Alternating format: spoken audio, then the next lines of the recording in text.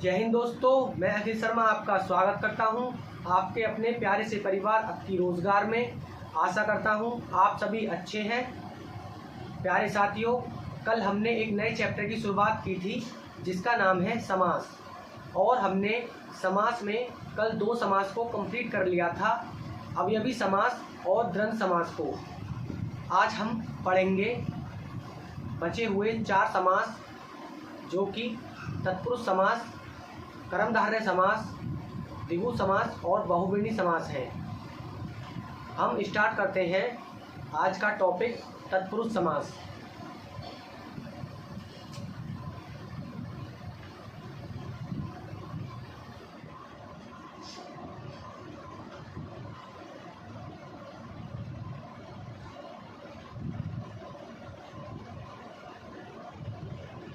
तत्पुरुष समास, जैसा कि मैंने इसमें कल बताया था, इसमें उत्तर पद प्रधान होता है, तो इसकी हम पहचान लिखेंगे। पहचान के तौर पर हम लिखेंगे उत्तर पद या दूसरा पद प्रधान। उत्तर या दूसरा पद प्रधान, दूसरा पद प्रधान। और हम तत्पुरुष समास में पहचान में लिखेंगे, समास विग्रह करने पर कारक की विभक्ति चिन्ह अवश्य आती है। यानी कि विग्रह करने पर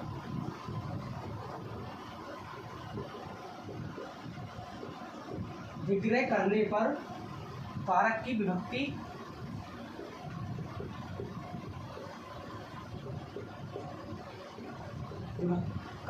विभक्ति चिन्ह जरूर अवश्य आती है। विभक्ति चिन्ह अवश्य आती है।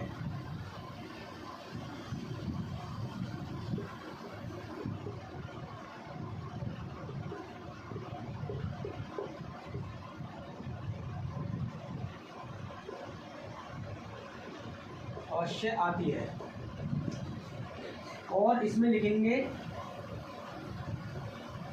विभक्ति के आधार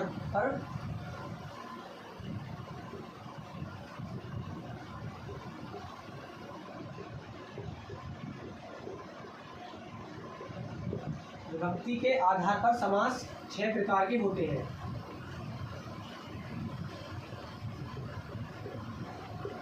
समास के भेद, विभक्ति के आधार पर समास के भेद 6 हैं। जैसे एग्जाम्पल लिखेंगे गगन चुम्बी। गगन चुम्बी यानी कि गगन को चूमने वाला।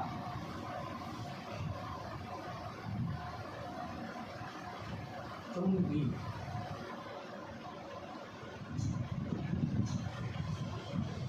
गगन चुम्बी।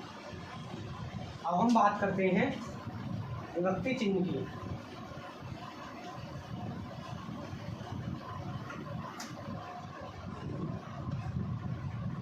हम पढ़ रहे हैं तत्पुरुष समास, जिसमें उत्तर पद या दूसरा पद प्रधान रहता है, और इसके 2 रूप हैं, कर्मधारय और द्विगु समास। उसको भी हम पढ़ेंगे, पहले तत्पुरुष समास को पढ़ते हैं। अब पढ़ते हैं कारक विभक्ति।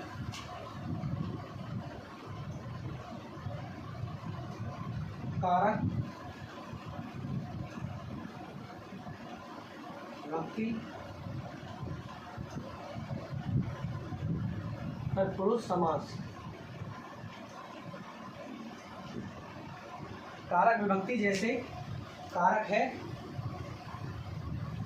कर्ता, विभक्ति चिन्ह हो जाएगी ने। कर्ता ने कर्म को कर्ण से संप्रदान के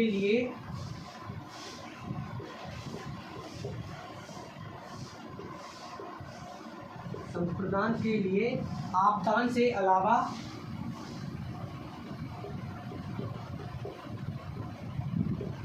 पादांश से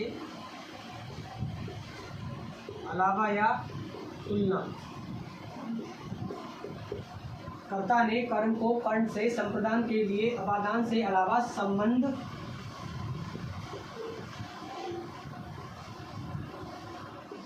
का, की, के आदि। कर्ता ने कर्म को कर्ण से संप्रदान के लिए आपदान से अलावा संबंध का, की, अधिकरण में, पर,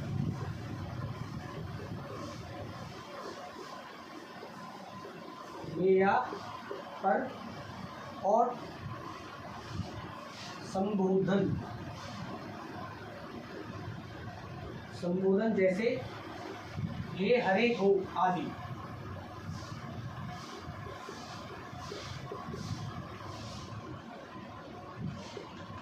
हे हो हरे आदि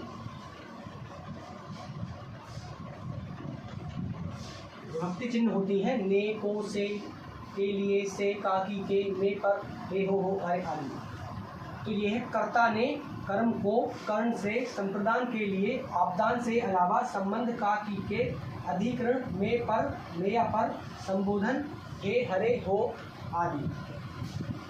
तो इसमें पहला और आखिरी छूट जाता है और बाकी बचते हैं, उनको हम लिख लेते हैं। जैसे ये हो जाएगा, ये कर्म है तो ये हो जाएगा कर्म तत्पुरुष समास। तो ये दूसरा हो जाएगा, पहला छोड़ दिया हमने कर्म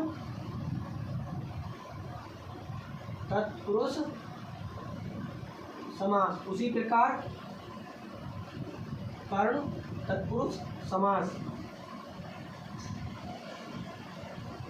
संप्रदान तत्पुरुष समास, आपदान अपादान तत्पुरुष समास, संबंध तत्पुरुष समास, अधिकरण तत्पुरुष समास। कर्ता ने कर्म को कर्ण से संप्रदान के लिए आपदान से या अलावा संबंध का, की, अधिकरण में, पर, संबोधन हे हरे। अब जैसे कर्ता और संबंधी तो छूट गया है, इससे कर्म को देखें तो कर्म में उदाहरण आएगा को, जहाँ पर को फिट हो जाए। जैसे उदाहरण में गगन चुम्मी, एग्जाम्पल लिखेंगे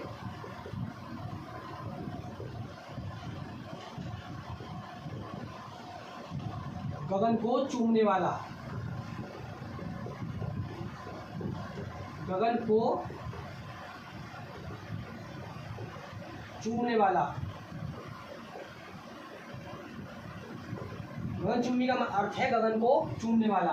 तो यहाँ पर को आ गया तो कर्म को, यानी कि जहाँ पर को आ गया यानी गगन को चूमने वाला, तो ये हो जाएगा कर्म तत्पुरुष समास, को चूमने वाला।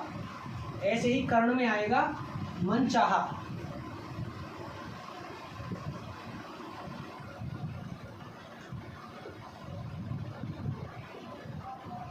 मन चाहा का हो जाएगा मन से चाहने वाला,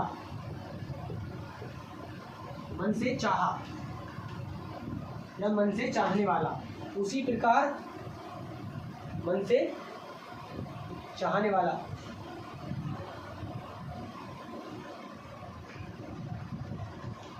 चाहने वाला, मन से चाहने वाला।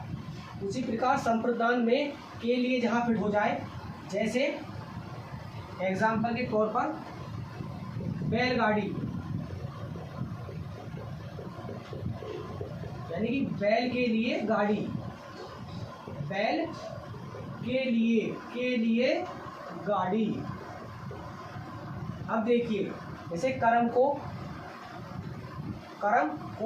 यानी कि गगन को चूमने वाला, कर्ण से मन से चाहने वाला, संप्रदान के लिए बैलगाड़ी, बैल के लिए गाड़ी। उसी प्रकार आपदान से आता है अलावा है तुलना के लिए, तो आपदान में जो फिट हो जाएगा, जैसे रोग उपचार, रोग से मुक्त।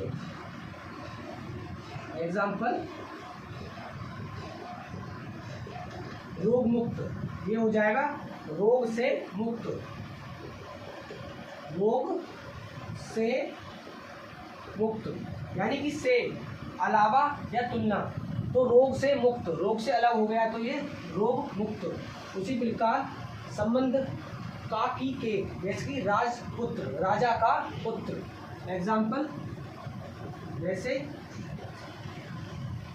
राजपुत्र यानी कि राजा का पुत्र, तो का आ गया, का की के जहाँ आ जाए यानी कि राजा का पुत्र। अधिकरण में या पर, अधिकरण में पर, जैसे कि हम लिख सकते हैं शोक मगन, शोक में मगन। हाँ, एग्जाम्पल आ जाएगा इसका शोक मगन, शोक में या पर आ जाए तो शोक में आ गया और मगन। प्यारे साथियों, हम पढ़ रहे हैं तत्पुरुष समास। तत्पुरुष समास में हम समझ रहे हैं विभक्ति के आधार पर तत्पुरुष समास की संख्या 6 होती है। इसमें टोटल संख्या है 8, तो पहला और लास्ट का इसमें नहीं आता, बची हुई संख्या है इसकी 6। जैसे कि मैंने बताया कर्ता और संबोधन वाले इसमें नहीं आते, बाकी बचे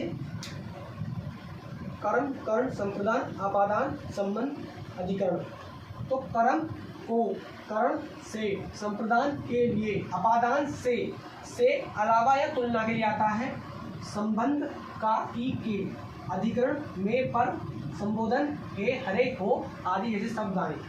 तो इसका हमने एग्जाम्पल देखा, जैसे कि कर्म का कर्म तत्पुरुष समास हो जाएगा। जैसे एग्जाम्पल दिया गगन चुम्बी, गगन को चूमने वाला, यानी कि को आ गया जहाँ पर, और कर्म में भी को, गगन को चूमने वाला। उसी प्रकार कर्ण से मन चाहा, मन से चाहा, चाहने वाला। बैलगाड़ी, बैल के लिए गाड़ी, बैल के लिए गाड़ी। रोग मुक्त, रोग से मुक्त, तो ये हो जाएगा अपादान तत्पुरुष समास। राजपुत्र, राजा का पुत्र, तो ये हो जाएगा संबंधित तत्पुरुष समास। और शोक मगन, शोक में मगन, में किसके लिए, अधिकरण, तो अधिकरण तत्पुरुष समास। अभी हमने विभक्ति के आधार पर तत्पुरुष समास को पढ़ा। अब हम देखते हैं अन्य तत्पुरुष समास।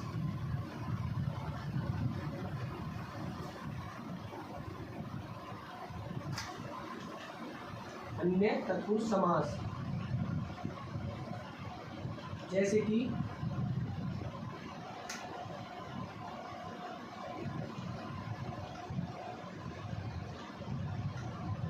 अन्य तत्पुरुष समास, अन्य तत्पुरुष समास पढ़ेंगे हम। इसमें किसी में एक पद, किसी में अन्य, एक से ज़्यादा पद लोप हो, उन्हें क्या कहते हैं। इसमें एक पद लोप होता है, उसे क्या कहते हैं। जहाँ पर नकारात्मक शब्द आए तो सब उसको हम तत्पुरुष समास में क्या नाम देंगे, तो हेडिंग डालते हैं अन्य तत्पुरुष समास।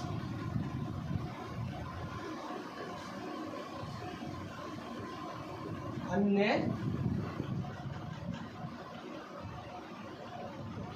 तत्पुरुष समास।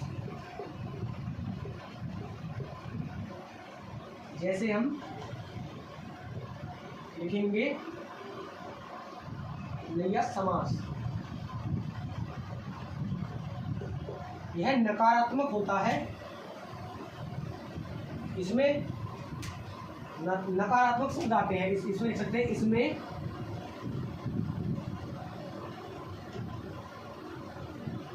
नकारात्मक शब्द आते हैं। जैसे एग्जाम्पल के तौर पर नालायक, जैसे हम एग्जाम्पल लिख सकते हैं नालायक,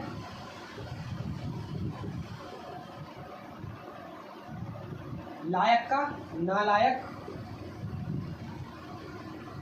ऐसे ऐसे। जैसे लायक का हो जाएगा नालायक, जैसे लायक का क्या होगा नालायक। हाजिर का क्या होगा? गैर हाजिर। हाजिर का गैर हाजिर।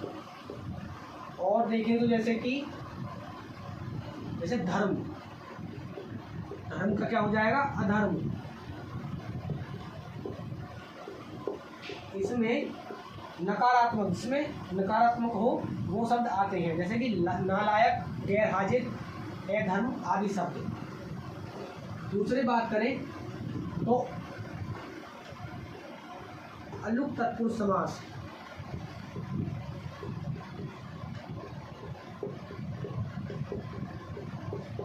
जिसमें एक पद लुप्त हो,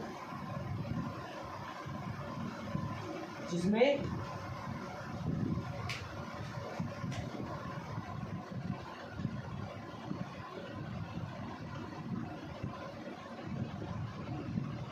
एक विभक्ति या कारक का लोप हो, यानी कि एक शब्द गायब हो जाए, जैसे कि खेचर, खे में चढ़ने वाला, खेचर।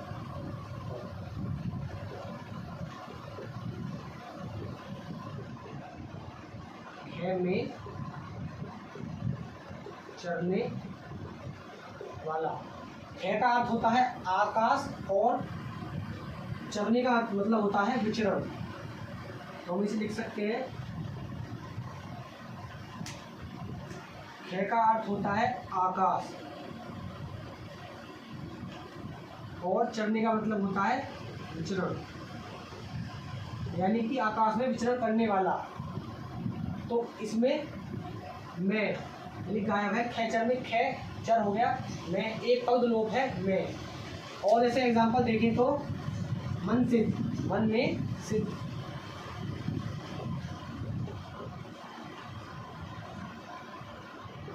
मन में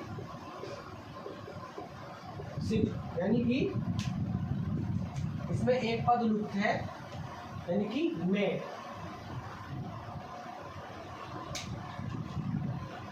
अलूप तत्पुरुष समास, जिसमें एक विभक्ति कारक का लोप हो, जैसे कि हमने एग्जांपल देखे खेचर, खे में चढ़ने वाला, मैं इसमें लोप है, एक पद लुप्त है।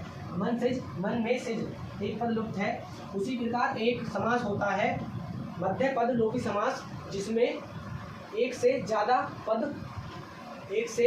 विभक्ति कारक लोप होते हैं, उसे समझते हैं।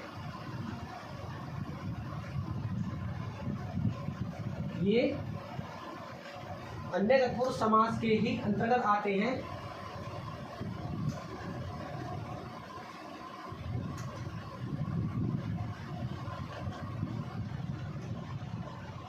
हम पढ़ रहे हैं अन्य तत्पुरुष समास, ये सब तत्पुरुष समास के अंतर्गत ही आते हैं।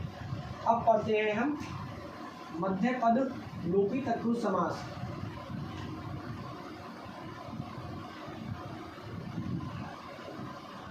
मध्य पद लोपी तत्पुरुष समास,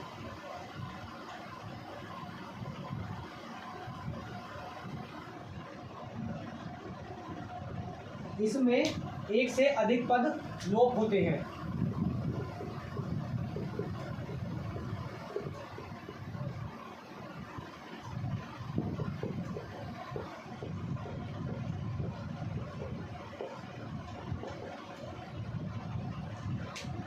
जैसे एग्जाम्पल के तौर पर देखेंगे, दही बड़ा, दही में डूबा हुआ बड़ा। जैसे एग्जाम्पल देखेंगे दही बड़ा, दही प्लस दही बड़ा, यानी कि दही में डूबा हुआ बड़ा, दही में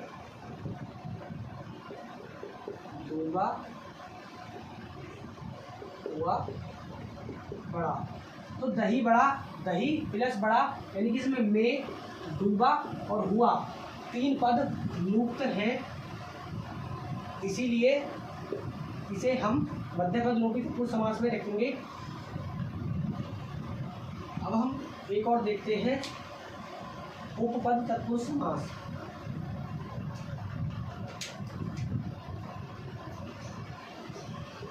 उपपद तत्पुरुष, ये संस्कृत, इसमें संस्कृत के शब्द उदाहरण में आएंगे। ये संस्कृत के शब्द में आता है। जैसे इसका हम लिख सकते हैं, जिस समास में उपपद क्रिया में बना होता है, जिस समास में उपपद क्रिया से बना होता है।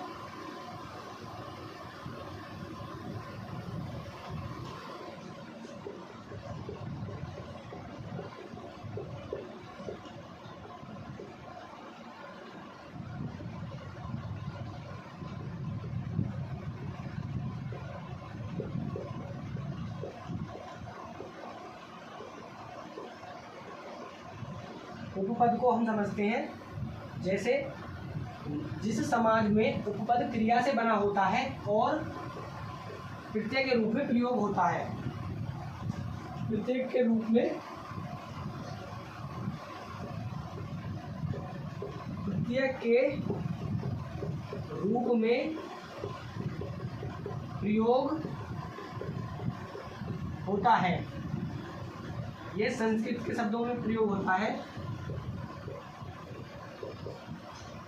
एग्जाम्पल लिखेंगे जैसे पाठक,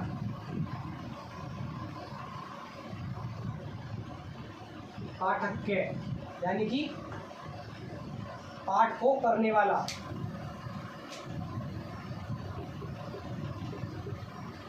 पाठ को करने वाला लिख लेंगे।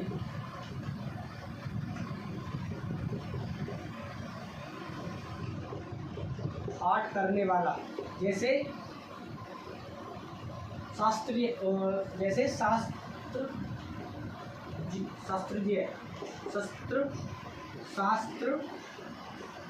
जानने वाला,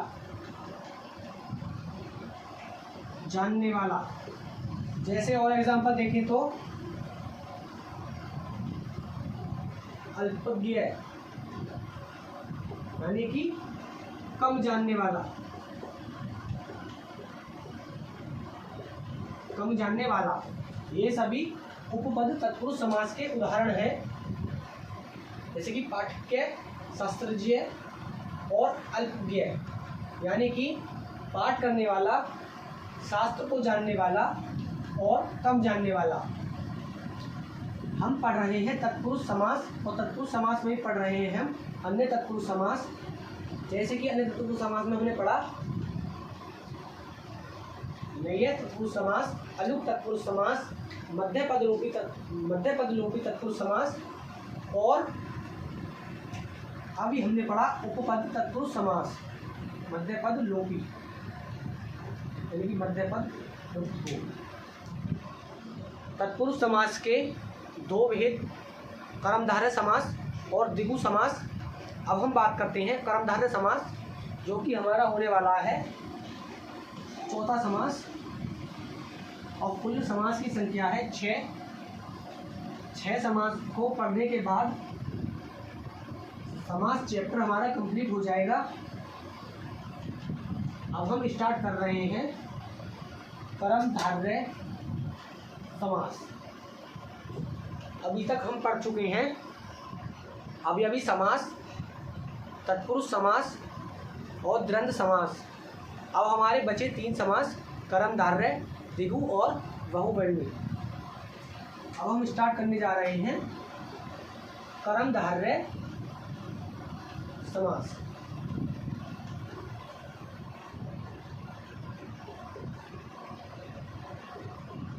कर्मधारय, इसमें उत्तर पद प्रधान देता है।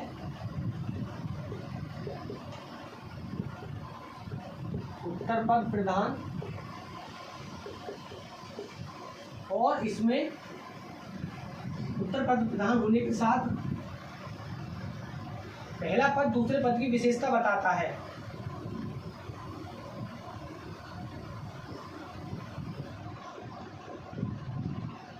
पहला पद दूसरे पद की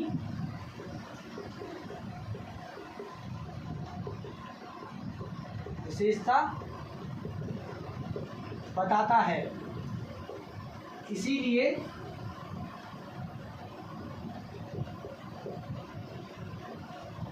पहले पद को विशेषण और दूसरे पद को विशेष्य कहते हैं। हम पढ़ रहे हैं कर्मधारय समास। अभी हमने इसके बारे में पहचान की कि इसमें उत्तर पद प्रधान होता है। साथ ही हमने जाना कि पहला पद दूसरे पद की विशेषता बताता है। इसीलिए पूर्व पद विशेषण और उत्तर पद विशेष्य। पूर्व पद या पहला पद, इसीलिए पूर्व पद विशेष्य, पूर्व पद विशेषण और उत्तर पद विशेष्य। पूर्व पद विशेषण और जिसे उत्तर पद दूसरा पद कहते हैं, उत्तर पद यानी कि पूर्व पद पहला जिसे हम विशेषण और दूसरा पद जो उत्तर है उसे विशेष्य कहते हैं। एग्जाम्पल में समझेंगे। एग्जाम्पल देखें तो जैसे कि नील कमल, नीला कमल,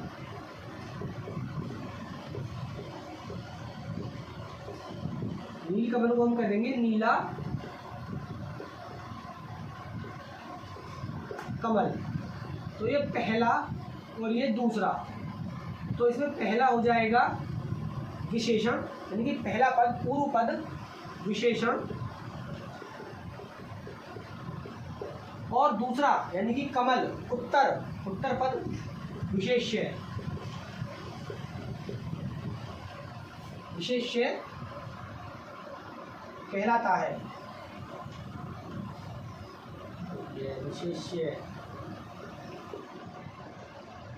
विशेष्य कहलाता है। और जैसे एग्जाम्पल देखा हमने नील कमल, और देखें तो नीलकंठ, महावीर आदि, यानी कि नीलकंठ या महावीर। कोई सा उदाहरण ले ले, जैसे नीलकंठ ले लेते हैं। नीलकंठ का हो जाएगा नीलाकंठ। उसी प्रकार पहला विशेषण और दूसरा विशेष्य है। और जैसे महावीर,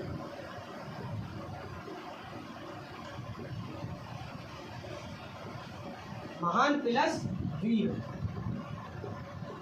महान वीर। तो पहला हो जाएगा विशेषण और दूसरा हो जाएगा विशेष्य। कर्मधारय समास, कर्मधारय समास इसमें उत्तर पद प्रधान होता है। पहला पद दूसरे पद की विशेषता बताता है, इसीलिए पहले पद को विशेषण और दूसरे पद को विशेष्य कहते हैं। एग्जाम्पल जैसे नील कमल, नील कमल को हम तोड़ेंगे नीला प्लस नील, नीला और कमल। नीला पहला पद विशेषण और दूसरा पद विशेष्य। नीलकंठ, नीला कंठ, नीला विशेषण, दूसरा पद कंठ विशेष्य। महावीर, महान वीर, महान विशेषण और वीर विशेष्य। अब हम पढ़ते हैं द्विगु समास।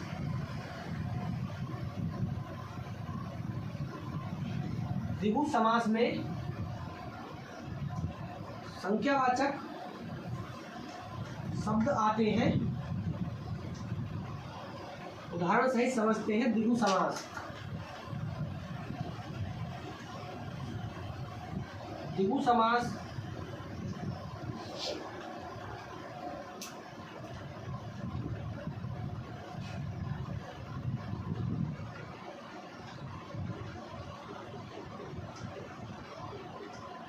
हम पढ़ रहे हैं तत्पुरुष समास के दूसरे भेद को। पहला कर्मधारय और दूसरा द्विगु समास।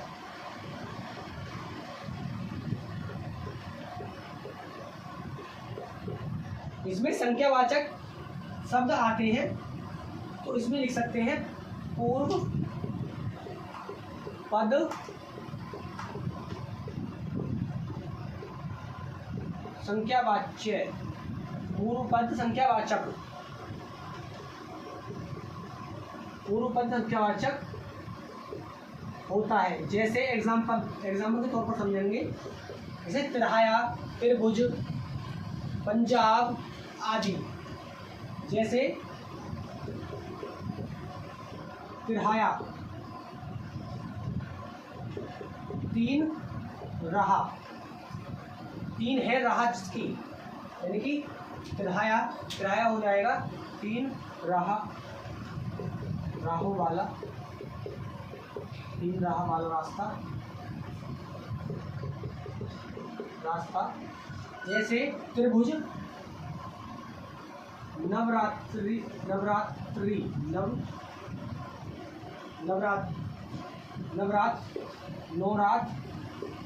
नौ रातों का संयुक्त, और त्रिभुज, तीन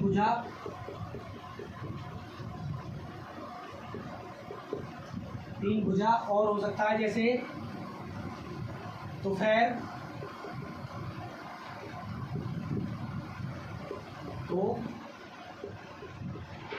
दोपहर का समय, और जैसे शताब्दी, 100 वर्षों का समय,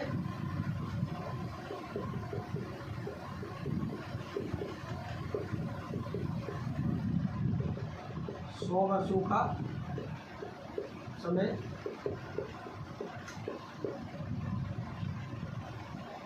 इसमें पूर्व पद यानी कि पहला पद संख्यावाचक होता है। जैसे 3, 9, 3, 2, 100 ऐसी संख्या आ रही है, उसमें द्विगु समास होता है। और जैसे कि इसमें संख्या आती है 1, 2, 3, 77, 44 आदि, 100, 1000, 10,000, लाख, 10 लाख आदि संख्या आती हैं।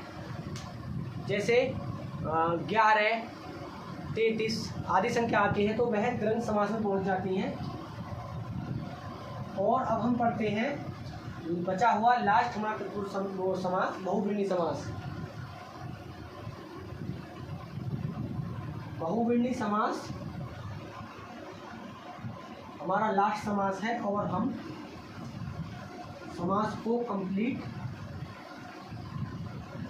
कर लेंगे तत्पुरुष समास पढ़ने के पश्चात। तो बहुव्रीहि समास को पढ़ने के पश्चात अब हम स्टार्ट कर रहे हैं बहुव्रीहि समास। बहुव्रीहि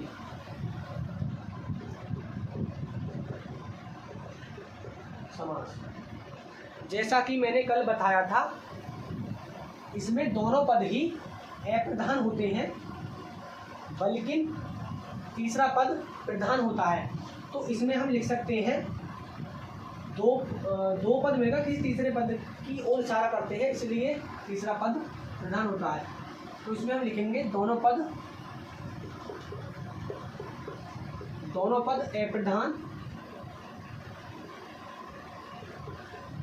अप्रधान रहते हैं या होते हैं, क्योंकि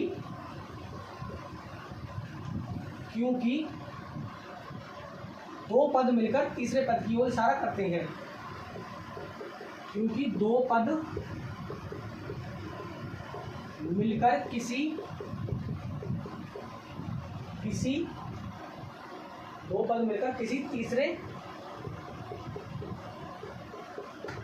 तीसरे अन्य पद की ओर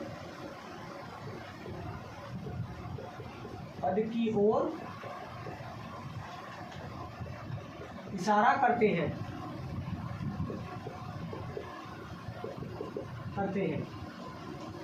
हम पढ़ रहे हैं बहुव्रीहि समास। बहुव्रीहि समास में हमने समझा इसकी पहचान को, दोनों पद अप्रधान रहते हैं क्योंकि दो पद मिलकर किसी तीसरे अन्य पद की ओर इशारा करते हैं। इसमें तीसरा पद प्रधान रहता है। तो एग्जाम्पल के तौर पर समझेंगे, जैसे चंद्रशेखर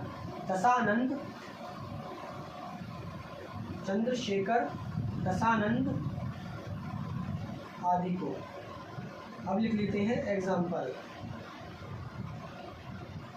जैसे पहला एग्जाम्पल लिखिए चंद्रशेखर।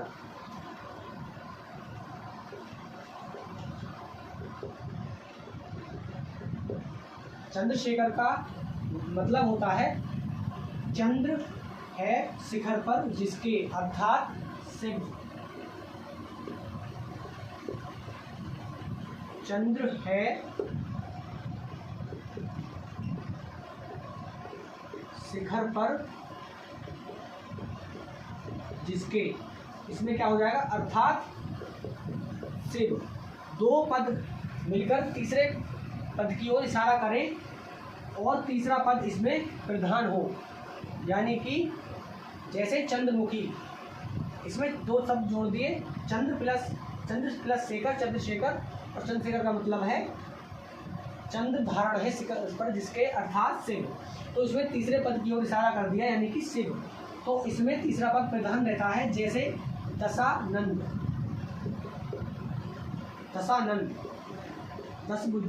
दस मुख वाला, अर्थात रावण। 10 मुख है जिसके, अर्थात रावण। तीसरा पद प्रधान, अर्थात रावण। एग्जाम्पल और देखें, जैसे महावीर, महान है जो वीर, अर्थात हनुमान। जैसे त्रिलोचन, त्रिलोचन।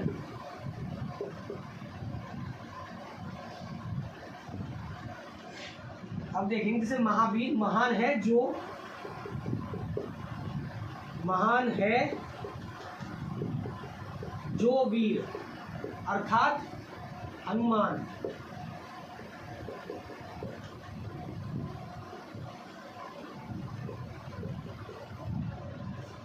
त्रिलोचन, 3 नयन है जिसके, अर्थात शिव।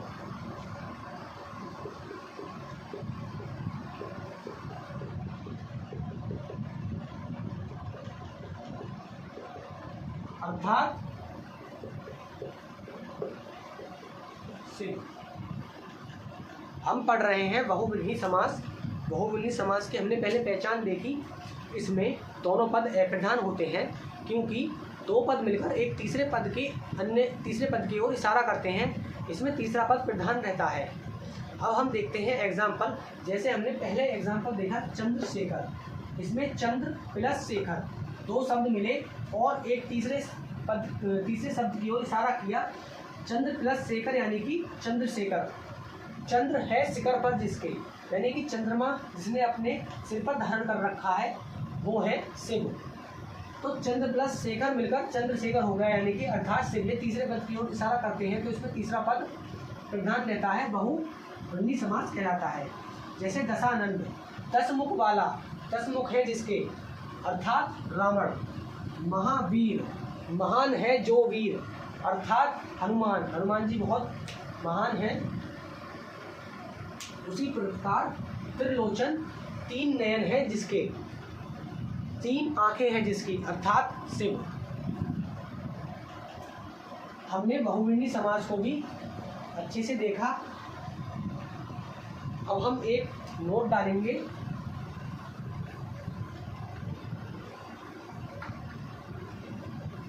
नोट में लिखेंगे हम, जहां पर कर्मधारय, द्विगु और बहुव्रीहि समास हो वहां हमेशा बहुव्रीहि समास उत्तर होगा। नोट में